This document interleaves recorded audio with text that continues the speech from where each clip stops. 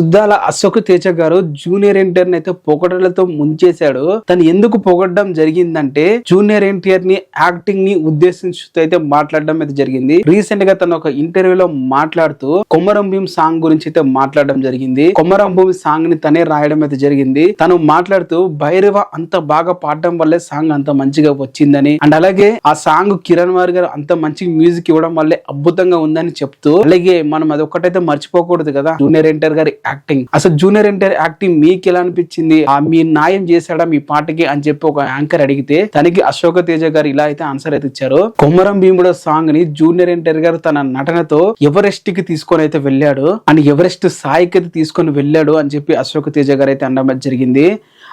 అసలు ఆ సీన్ లా ఆ సాంగ్ టైంలో ఓన్లీ ఫేస్ మీద మాత్రమే కెమెరా ఉంటుంది, ఎటు సైడ్ ఊగడానికి ఉండదు, ఏం చేయడానికి ఉండదు.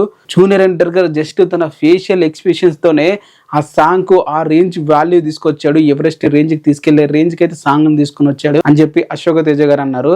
తన అన్న మాటల గురించి మీరేమనుకుంటున్నారు కింద కామెంట్ చేయండి.